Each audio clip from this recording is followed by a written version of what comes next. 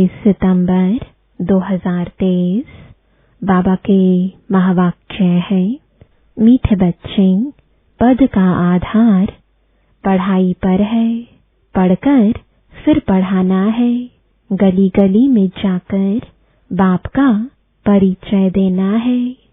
प्रश्न है, तुम बच्चों को किस इच्छा से परे रहकर सेवा में लगे रहना है?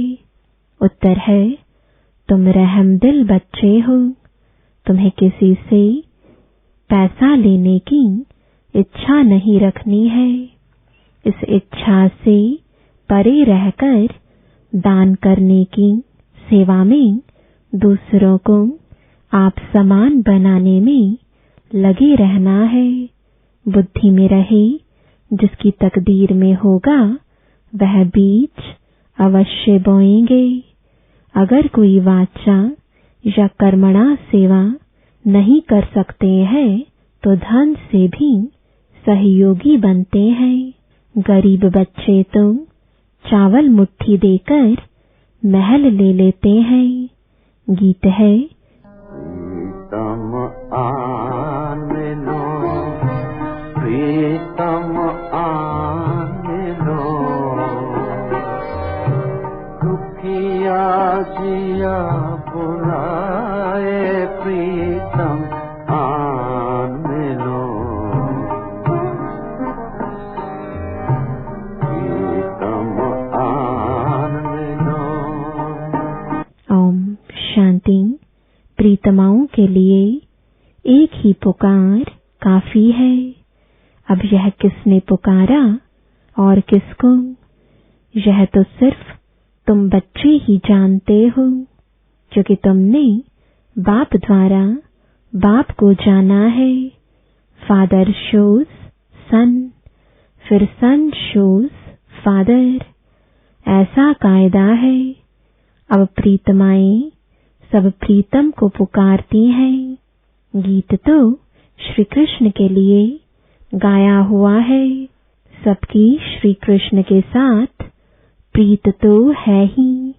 श्री कृष्ण के भक्त समझते हैं श्री कृष्ण ने राजयोग सिखाया था। वास्तव में प्रीतम सबका एक ही है। सर्वपतितों को पावन बनाने वाला एक ही है। निराकार को ही याद करते हैं, परंतु परम पिता परमात्मा को फिर यथार्थ रीति जानते नहीं। निराकार का यथार्थ अर्थ क्या है सो जानते नहीं। बाप ने समझाया है, वास्तव में एक ही राम है। हे प्रभु, हे ईश्वर, ओ गॉड, एक को पुकारते हैं। कोई जिस्मानी मनुष्य व देवता को नहीं पुकारते। बुद्धि निराकार तरफ चली जाती है। गॉडफादर सभी का एक ही है। समझते भी हैं हम ब्रदर्स हैं, परंतु आत्माओं के रूप में है। यो तो हर एक अपने अपने धर्म का है। अपने धर्म के भाई बहन भी लड़ते रहते हैं। जब सभी दुखी होते हैं तो बाप कहते हैं, मुझे याद करो, क्योंकि सर्व का पतित पावन मैं ही हूँ। प्रीतम तो सब प्रीतमाओं का एक ही है। सजनी साजन को याद करती है। प्रीतमाएं याद करती हैं, प्रीतम आन मिलो। आत्मा याद कर रही है, जिया बुलाए। बुलाने वाली तो आत्मा है ना, शरीर तो नहीं। जीव आत्मा से बात करती है। दुनिया में मनुष्य तो देह अभिमानी होने कारण अपने को शरीर समझते हैं। तुम बच्चों को यह पक्का पक्का समझना है कि जीव की आत्मा बुलाती है, आत्मा प्यार करती है। शरीर शरीर से प्यार नहीं करता, आत्मा शरीर धारण करती है। इस समय का प्यार भी अशुद्ध है। देवी देवताओं का प्यार तो बहुत शुद्ध होगा ना। मनुष्य समझते हैं प्यार विकार का ही होता है, परंतु सतयुग में प्यार है, लेकिन वहां कोई भी विकार नहीं होता है। बाप तुम बच्चों को 21 जन्मों के लिए इन विकारों से बचाते हैं। तुम यह बातें किसको बैठ समझाओ तो सुनकर बड़ा खुश होंगे। तुम कहते हो बाबा सर्विस नहीं होती है, परंतु सर्विस के तरीके तुम बहुत बताते हैं। अभी दशहरा आता है, देवियों की पूजा भी सब जगह होती है, तो वहां भी जाकर समझाना चाहिए, बाप की पहचान देनी चाहिए। वह है परमपिता परमात्मा निराकार बाप। हम आत्माएं भी मूल वतन में रहती हैं। वतन घर को भी कहा जाता है। हम आत्माओं का बाप भी वहां परम धाम में रहते हैं। बाप बच्चों को भेज देते हैं। यह भी ड्रामा अनुसार ऑटोमेटिकली चलता रहता है। उनको भी अपने समय पर आना पड़ता है। एक बाप है, बाकी सब है आत्माएं। यह है मनुष्य सृष्टि। उनमें दैवी गुण वाले मनुष्य लक्ष्मी नारायण थे सतयुग में। बाकी कोई 8-10 भुजा वाले मनुष्य नहीं होते। यह कहां से आए? पूजा जहां होती है वहां तुमको इनोसेंट हो जाकर पूछना चाहिए यह क्या है। रुद्र यज्ञ भी बहुत होते हैं। साहूकार लोग यज्ञ आदि बहुत कराते रहते हैं। तुम कहां भी रमण कर सकते हो। तुम रमता योगी हो। जो जिस जिस देश में रहने वाले हैं वहां सर्विस कर सकते हैं। यह कौन है जो इनकी पूजा होती है? क्या करके गए हैं? किसकी संतान है? ऐसे ऐसे बैठ पूछना चाहिए, फिर समझाना चाहिए, क्योंकि तुम्हें सबका कल्याण करना है। रहम दिल बनना चाहिए। मुफ्त पैसे बर्बाद करते रहते हैं। बच्चों के लिए सर्विस तो बहुत है। अभी दशहरा आता है, उस पर समझाना चाहिए कि रावण को क्यों जलाते हैं। रावण का राज्य कब से कब तक चला, फिर विष्णु का राज्य कितना समय चला। यह है ब्रह्मा का दिन, यह है ब्रह्मा की रात। गवर्नमेंट को जाकर समझाना चाहिए बरोबर। अब रावण राज्य है ना, वह है विष्णु संप्रदाय अथवा दैवी संप्रदाय। यह है आसुरी संप्रदाय। बड़ों बड़ों को जाकर समझाना चाहिए, चित्र ले जाना चाहिए, कोशिश करनी चाहिए ऐसा बाण मारे जो नाम बाला हो जाए। बनारस में बहुत बड़े बड़े टाइटल मिलते हैं सरस्वती आदि के। अब सरस्वती तो है जगत अम्बा। भारतवासी सब जगत अम्बा को मानेंगे। जगत को रचने वाली तो जरूर पिता भी होगा। जगत पिता ब्रह्मा और जगत अम्बा सरस्वती कहते हैं ना। सरस्वती भी ब्रह्मा की बच्ची है, ब्रह्मा की मुख वंशावली है। ब्रह्मा को फिर रचने वाला कौन? गाया जाता है शिव परमात्माए नमः। वह हो गए देवताए नमः। तो देवताओं का रचयिता वह शिव परमात्मा हो गया। उनसे वर्षा मिला होगा। तो तुम बच्चों को समझाने निकलना पड़ेगा। जो अच्छे समझदार हैं उन्हें सर्विस करनी चाहिए। बाप तो गली गली में नहीं जाएंगे।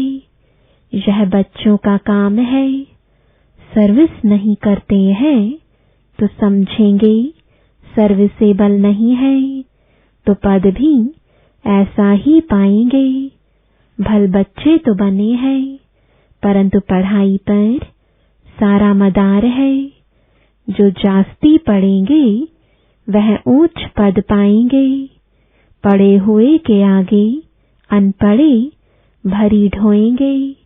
पुरुषार्थ उच्च पद पाने का करना चाहिए। यह शिव बाबा सम्मुख समझा रहे हैं। बाहर वाले बच्चे भी समझेंगे। शिव बाबा मधुबन में मुरली चलाते होंगे। मुरली नहीं आती है तो बच्चे हैरान हो जाते हैं। सोचते हैं शिव बाबा की मुरली क्यों नहीं आई? क्योंकि शिव बाबा की मुरली से ही हमारा जन्म हीरे जैसा बनना है। मुरली तो रोज सुनना चाहिए। 7 रोज की मुरली भी अगर किसके पास जाए वह बैठ पढ़े तो कितनी खुशी मिल जाए। पढ़ना जरूर चाहिए। कोई भी लूला लंगड़ा गूंगा भी यह पढ़ सकते हैं। कैसे भी बुखार में बीमारी में भी मुरली जरूर पढ़नी चाहिए।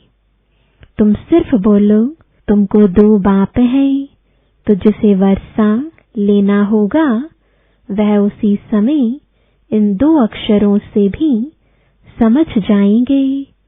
यह नॉलेज ही ऐसी सहज है। बाप को याद करने से सारा चक्र बुद्धि में आ जाता है।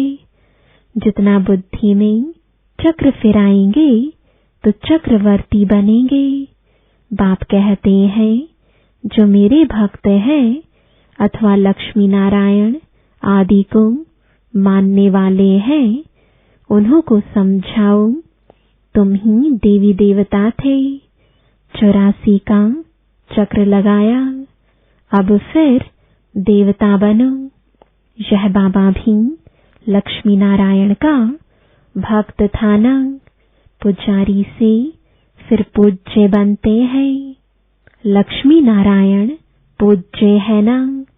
तुम लक्ष्मी नारायण के मंदिर में जाएंगे, कहेंगे कल इनकी पूजा करते थे, आज हम वह बन रहे हैं। समझाना तो बड़ा सहज है। तुम बच्चों को रहमदिल बनना है। जिसको सर्विस का शौक होगा वह सिखलाने वाली ब्राह्मणी का साथ पकड़ेंगे। हमको बैठ समझाओ। तुम खाते हो शिव बाबा के भंडारे से, तो शिव बाबा की सर्विस करनी पड़े ना। सभी शिव बाबा की भंडारी में डालते हैं। समझते हैं हम शिव बाबा की भंडारी से खाते हैं। तो मनसा वाचा कर्मणा सर्विस करनी चाहिए। यहाँ तुमको कितना मजा आता है, वह मजा घर में आ ना सके। मनसा सर्विस भी करनी है, याद करना है, पवित्र बनना है, शंख ध्वनि भी करनी है।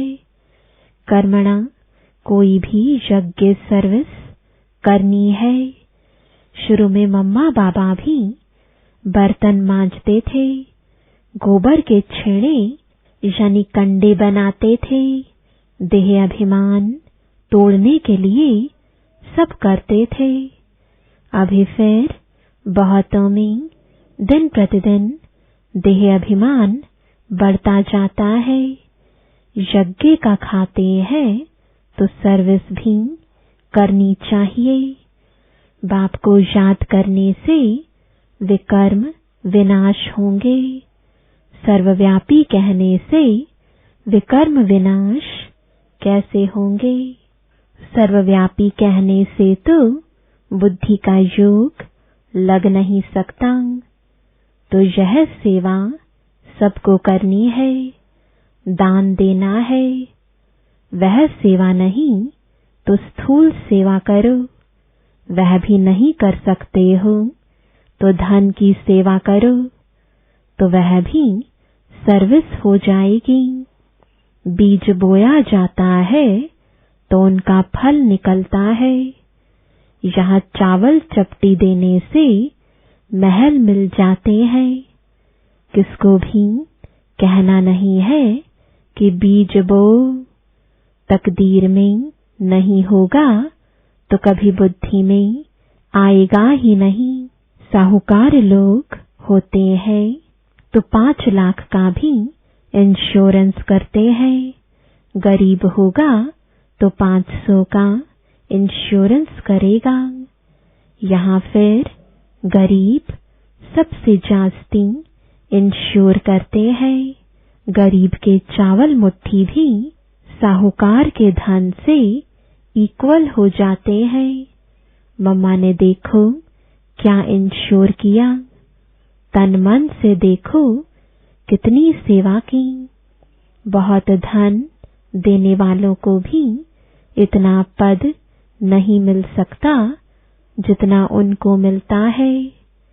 तुम हो नर से नारायण बनने वाले। यह नॉलेज है ही स्वराज्य योग। हर एक की बुद्धि समझ सकती है। हम मम्मा बाबा को फॉलो करते हैं। पुरुषार्थ करना चाहिए ना। यह ज्ञान सागर तो गलियों में नहीं जाएगा। न बाबा पब्लिक में भाषण कर सकते हैं। बाप कहते हैं मैं तो बच्चों के सामने बैठ भाषण करूंगा। मैं सबका बाप हूँ। तुम माताएं कुमारियां हो, तुमको जाकर भाषण करना है। फिर भी तुम बीके हो। अभी जगत अम्बा पर कितना बड़ा मेला लगता है। कुछ तो सर्विस करके गई है ना। तुम बतला सकते हो। वहां बहुत सर्विस कर सकते हो। सर्विसेबल बच्चे आपे ही सर्विस करते रहेंगे। जो आपे ही करे सो देवता। सुबह को जाओ, रात को लौट आओ। सर्विस करने की हिम्मत चाहिए। बहुत अच्छे अच्छे बच्चे हैं, परंतु कोई न कोई बंधन में है। रुद्र ज्ञान यज्ञ में अबलाओं पर अनेक प्रकार के विघ्न पड़ते हैं। प्रैक्टिकल में देख रहे हो। तो बाप से यदि वर्षा लेना है तो सर्विस में तत्पर रहना है। श्रीमत पर चलो। हाँ, लौकिक माँ बाप आदि हैं तो उनकी सर्विस भी करनी है। साथ साथ यह सर्विस भी करना है। बॉम्बे में भी अम्बा के मंदिर में बहुत जाते हैं। वहां भी जाकर सर्विस कर सकते हो। हाँ, ऐसे जो सर्विस करेंगे उनको गवर्नमेंट भी शरीर निर्वाह अर्थ देने के लिए तैयार है।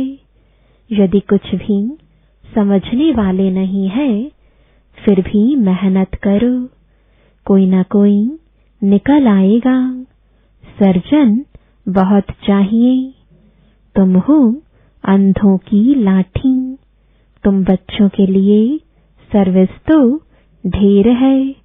तुमको कोई से पैसे आदि लेने की इच्छा नहीं है। तुमको तो रहमदिल बनना है। रहमदिल बाप के बच्चे भी रहमदिल, जो बहुतों को मार्ग बताएंगे वह पद भी ऊंच पाएंगे। सुनते तो बहुत है ना, यहाँ से गए तो फिर भूल जाता है। नंबरवार धारणा करते हैं, इसमें बड़ी अच्छी मेहनत करनी चाहिए। 21 जन्मों का राज्य भाग्य मिलता है। कम बात थोड़े ही है। जैसे गवर्नमेंट कहती है सोना हराम है, बाप भी कहते हैं नींद को जीतने वाले बनो, रात को भी कमाई करो। कोई शरीर छोड़ते हैं तो समझते हैं ड्रामा में उनका इतना ही पार्ट था। अनन्य बच्चे जो होते हैं वह आते हैं। कोई तो बहुत आंसू बहाते हैं, पछताते हैं हमने सर्विस नहीं की, बाप का कहना नहीं माना। ऐसे ऐसे भिन्न भिन्न प्रकार के होते हैं। बाबा साक्षात्कार कराते हैं। तुमको कितना कहते थे सर्विस कर, आप समान बनाओ। तुमने कुछ नहीं किया, फिर रोते हैं। धर्मराज के आगे भी रोते हैं, मार खाते हैं। इम्तिहान हो गया, रिजल्ट निकल गई, फिर रोने से कुछ फायदा होगा क्या? अभी प्रीतम आया हुआ है प्रीतमाओं को ले जाने। कहते हैं आओ तो हम तुमको विश्व की महारानी बनाएं। जो पुरुषार्थ करेंगे वह बनेंगे। स्टार्स में भी नंबरवार होते हैं, कोई तो बहुत चमकते हैं। तुम पुरुषार्थ कर रहे हो, ऊपर में तुम्हारे पिछाड़ी की रिजल्ट का यादगार है। अभी तो ग्रहण लगता है ना, चलते चलते ग्रहचारी बैठ जाती है तो तूफान से निकल नहीं सकते। ग्रहण लगा, यह गिरा। ग्रहण बहुतों को लगता है। ग्रहचारी माता पिता को भी भुला देती है। परिपूर्ण तो कोई बने नहीं है। माया भी रुस्तम से रुस्तम हो लड़ेगी। अच्छा, मीठे मीठे सिकिलदे बच्चों प्रति माता पिता बाप दादा का याद प्यार और गुड मॉर्निंग। रूहानी बाप की रूहानी बच्चों को नमस्ते। रूहानी बच्चों की रूहानी बाप दादा को गुड मॉर्निंग और नमस्ते। धारणा के लिए मुख्य सार है, पहला, रमता योगी बन सेवा करनी है। मनसा वाचा कर्मणा, किसी भी प्रकार की सेवा में बिजी जरूर रहना है। दूसरा, रात को जागकर कमाई करनी है। नींद को जीतने वाला बनना है। मुरली किसी भी परिस्थिति में जरूर पढ़नी है। वरदान है, अल्पकाल के संस्कारों को अनादि संस्कारों से परिवर्तन करने वाले वरदानी महादानी भव। अल्पकाल के संस्कार जो न चाहते हुए भी बोल और कर्म कराते रहते हैं, इसलिए कहते हो मेरा भाव नहीं था, मेरा लक्ष्य नहीं था, लेकिन हो गया। कई कहते हैं हमने क्रोध नहीं किया, लेकिन मेरे बोलने के संस्कार ही ऐसे हैं, तो यह अल्पकाल के संस्कार भी मजबूर बना देते हैं। अब इन संस्कारों को अनादि संस्कारों से परिवर्तन करो। आत्मा के अनादि ओरिजिनल संस्कार है सदा संपन्न, सदा वरदानी और महादानी। स्लोगन है, परिस्थिति रूपी पहाड़ को उड़ती कला के पुरुषार्थ द्वारा पार कर लेना ही उड़ता योगी बनना है। ओम शांति।